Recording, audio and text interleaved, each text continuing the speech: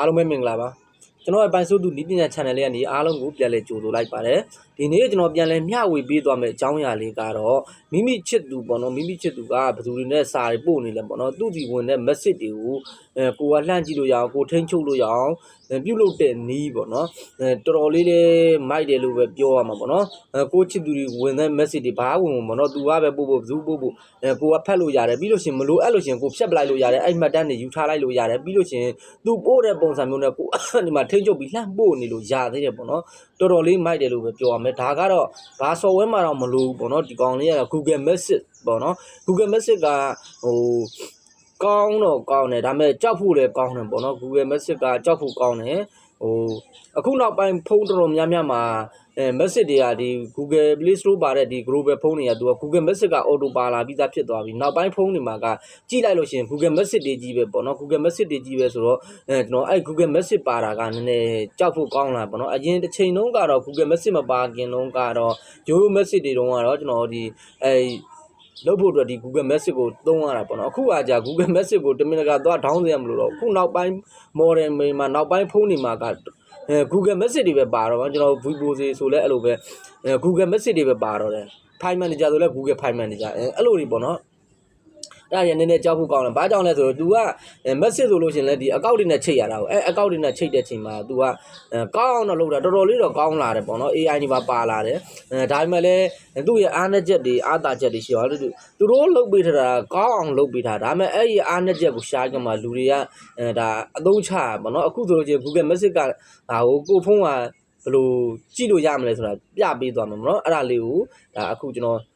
်တူ live ကမှာကြည့်လိုက်ပေါ့နော်ကျွန်တော်တစ်စင်းချင်းလေးပြပေးသွားမယ်ကျွန်တော် channel လေးကတော့နီးပညာနဲ့ပတ်သက်တာတွေအမြဲတင်ဆက်ပေးနေတဲ့ channel လေးဖြစ်ပါတယ်ကျွန်တော်ရဲ့နီးပညာလေးတွေကိုကြိုက်နှစ်သက်တယ်ဆိုရင်တော့ like and share လေးနှိပ်ပြီးကမှကျွန်တော်နောက်ထပ်တင်တဲ့နီးပညာအသေးလေးတွေကြည့်ရှုခြင်းနဲ့ဆိုရင်တော့အောက် subscribe ဆိုတာလေးကိုနှိပ်ပြီးဘေးကခေါင်းလောင်းလေးကိုနှိပ်ထားခဲ့ပေးပါအဲ့ဒါမှကျွန်တော်နောက်ထပ်တင်တဲ့နီးပညာအသေးလေးတွေမိတ်ဆွေတို့ဒီမှာအရင်ဆုံးပေါ်မှာဖြစ်ပါတယ်အားလုံးကိုကျေးဇူးတင်ပါတယ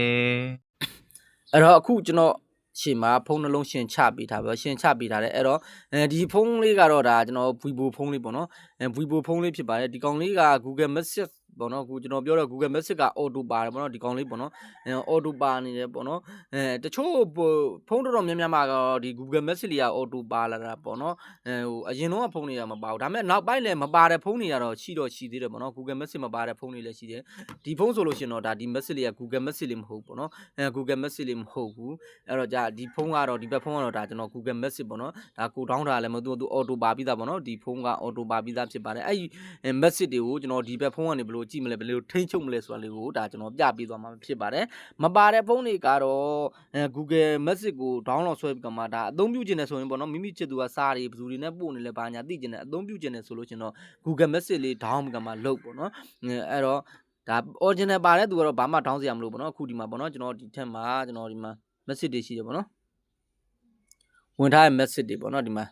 အဲ့ဒီက message တွေကိုကျွန်တော်ဟိုဘက်ဖုန်းကနေကြည့်မှဖြစ်ပါတယ်အဲ့တော့ဒီ message တွေထင်ပါသလိုဒီကောင်တွေမှာကျွန်တော်ဖြတ်လိုက်မှာမဟုတ်ဘူးเนาะဒီမှာဖြတ်တော့မဖြတ်သေးပါဘူးဒါတွေကဒီကောင်လေးတွေလည်းတင်ပေးဖို့ရှိလို့ပေါ့เนาะဒီမှာဒီဘက်ဖုန်းမှာဆိုလို့ရှိရင်ကျွန်တော်ဒီမှာလောင်းကစားဂိမ်းတွေဗျအများဆုံးကကျွန်တော်လောင်းကစားဂိမ်းတွေလာကြော်ညာတဲ့ဟာတွေဝင်နေတာပေါ့နော်အဲ့ဒါလေးကိုကျွန်တော်ပိတ်ဖို့အတွက်ဒါမဖြတ်သေးတာပေါ့နော်ပိတ်တဲ့နီလေးကိုတင်ပေးဖို့အတွက်ကျွန်တော်ဒါလေးကိုမဖြတ်သေးတာပေါ့နော်ဒီဘက်ဟာတော့မဖြတ်သေးဘူးထင်မှာဆိုလို့ပေါ့နော် message မင်းကဟိုဘက်ဖုန်းက message တွေပါကွာလို့ကျွန်တော်ပြန်ပြောမှာဆိုလို့ဒီမှာတခြားစီနော်ဒီဘက်ဝင်တဲ့ message နဲ့ဒီဘက်က message နဲ့ရှင်းကြည့်လိုက်မနော်တခြားစီပေါ့နော်နံပါတ်တွေနဲ့အဲ့တော့ဒီဖုန်းတွေက message တွေဟိုဘက်ဖုန်းကနေကြည့်မယ်ပေါ့နော်ကြည့်မယ်ဆိုတော့ကျွန်တော်ဘာလုပ်မလဲဆိုလို့ရှိရင်ဒီဘက်ဖုန်းမှာကကျွန်တော် Play Store sorry တော့ Google ထဲသွားပေါ့နော်ဒါကြည့်မယ်ဖုန်းပေါ့နော်ဒါကတော့မှာဆိုလို့ဒါကတော့ကိုယ့်ရဲ့ချစ်သူရဲ့ဖုန်းပေါ့နော်ကိုသိချင်တဲ့ကိုယ့်ရဲ့ချစ်သူရဲ့ဖုန်းဖြစ်ပါတယ်အဲ့တော့ဒီဟာကကိုယ့်ရဲ့ဖုန်းပေါ့ဒီဖုန်းကနေကြည့်မှဖြစ်တယ်ဒီဖုန်းရဲ့ကျွန်တော် Google ထဲကိုသွားလိုက်မယ် Google မှာ Google Message WEB လို့ရလဲပေါ့နော်GOOG Google MESSAG message WEB ပေါ့နော် Google Message website ပေါ့နော်Google Message WEB လို့ရိုက်လိုက်လို့ရှင်ဒီမှာပေါ့နော်ဒီထိတ်ဆုံးလေးမှာရှိတယ်ပေါ့နော်အဲ့ကောင်လေးပြပါအဲ့လေးကိုကျွန်တော်ချက်နှိပ်လိုက်မယ်ဒါကိုရဲ့ဖုန်းပေါ့နော်ပြီးလို့ရှိရင်ဒီဘက်ဖုန်းကဘာလုပ်ရမလဲဆိုလို့ရှိရင်ဒီ ဒီဘက်ရဲ့ဒီမှာ message software လေးတွေဝင်လိုက်ပေါ့နော်ဟိုဘက်ဖုန်းက QR code ကိုလှမ်းဖတ်ပါနော် message software လေးဝင်လိုက်လို့ရှိရင်ကျွန်တော်ဒီညာဘက်အပေါ်ထိပ်လေးမှာပေါ့နော်ကိုယ့်ရဲ့အကောင့်သူကအကောင့်လေးနဲ့ချိတ်ထတာကိုကိုယ့်ရဲ့အကောင့်လေးရှိတယ်ဒီမှာအဲအကောင့်လေးနှိပ်ပြီးလို့ရှိရင်ကျွန်တော်အပေါ်လေးနည်းနည်းဆွဲတင်လိုက်မယ်နှိပ်ပြီးလို့ရှိရင်ကျွန်တော်ဒီမှာပေါ့နော်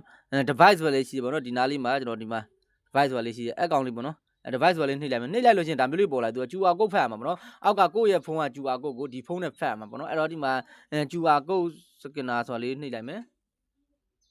ဒါလေးပေါ့နော်အဲ့လေးနှိပ်ပြီးကမှအောက်ကဖုန်းရဲ့ QR ကိုဖတ်လိုက်ပေါ့နော်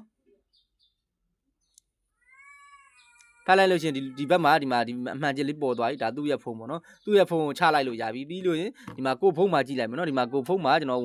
ဒီမှာပေါ်လာပြီပေါ့နော်သူ့ဖုန်းမှာရှိတဲ့ message တွေပေါ့နော်အဲ့တော့ပေါ်လာပြီပေါ့နော်ဒီမှာပေါ့နော်သူ့ဖုန်းထဲမှာရှိတဲ့ message တွေဖြစ်ပါတယ်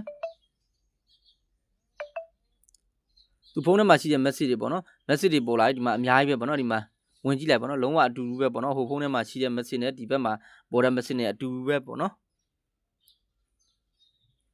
ဒါဆို DMH ဆိုတဲ့ထဲဝင်တာပေါ့နော်ဒီဘက်မှာလည်းအဲ့ဒါလေးဖွင့်ကြည့်လိုက်ပေါ့နော်လုံးဝအတူတူပဲဖြစ်ပါတယ်ဒီဘက်ကနေလှမ်းဖြတ်လို့ရပါတော့အဲ့ message ကိုတော့ဒီမှာဟိုဘက်ဖုန်းဟာကိုကျွန်တော်ဒီဘက်ကနေလှမ်းဖြတ်လိုက်မှာနော်ဒီမှာပြီးလို့ရှိရင်ကျွန်တော် delete လုပ်လိုက်မှာပေါ့နော်ဖြတ်လိုက်မယ်ဟိုဘက်ဖုန်းမှာပါပြတ်သွားပေါ့နော်ဒါကျွန်တော်မိတ်ဆွေတွေတွေ့လားမသိဘူးဟိုဘက်ဖုန်းမှာပါပြတ်သွားတယ်အဲ့တော့じゃမလို့အပ်တာလေးလှမ်းဖြတ်လို့ရပါပေါ့နော်ဒီမှာကျွန်တော်အိမ်ငန်းလို့ရေးထားတယ်ဒီမှာ high လို့ပို့ထားပါနော်ဒီဘက်မှာပါဖွင့်ပြပေးမယ် sorry အိမ်ငန်းလို့ပို့ထားပါနော် high လို့ပို့ထားတယ်ဟာကျွန်တော်ပို့တဲ့ high ဆိုတာလေးကိုကျွန်တော်ဖြတ်လိုက်မယ်ပေါ့နော်ကြည့်နေပေါ့နော်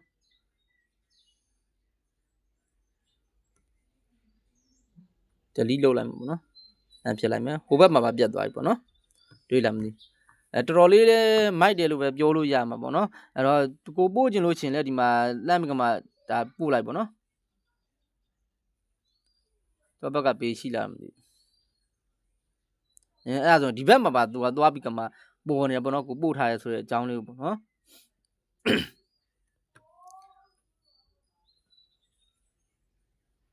ဖြတ်လို့ရပါတော့အဲ့ဘက်ကဟာတွေအကုန်လုံးကိုလှမ်းဖြတ်လို့ရတယ်သူပို့တဲ့ပုံစံမျိုးကိုယ့်ဘက်ကနေလှမ်းထိန်းချုပ်ကမှပို့နေလို့လည်းရသေးရဲ့ပေါ့နော်ပို့နေလို့လည်းရတယ်ဒါ Google Message ပေါ့နော် Google Message နဲ့ပတ်သက်လို့ဟာလေးပေါ့နော်အဲ့တော့ဒီဘက်ကပြန်ထွက်ထားလိုက်မယ်အဲ့တော့အခုဒါကြော်ကြည့်ပြီးသွားရင်ပြန်ထွက်လိုက်မယ်နော်ထွက်ပြီးကမှဒါမေးပြောကိုယ့်ရဲ့ message တွေဝင်ကြည့်ရင်ဒီထက်ဝင်ကြည့်ပါနော်ကိုယ့် message တွေကြည့်ရင်ဒီထက်ဝင်ကြည့်သူ့ရဲ့ message တွေဝင်ကြည့်ရင်လို့ရှိရင်ဒီGoogle သွား Google Message WB လို့ရိုက်ထည့်လိုက်မယ်ထည့်ပြီးကမှဒီမှာဝင်ပြီးကြည့်လိုက်ပေါ့နော်အဲ့ဒါဆိုရင်တော့ဒီဘက်မှာတော့သူ့ရဲ့ဖုန်းက message တွေပေါ့နော်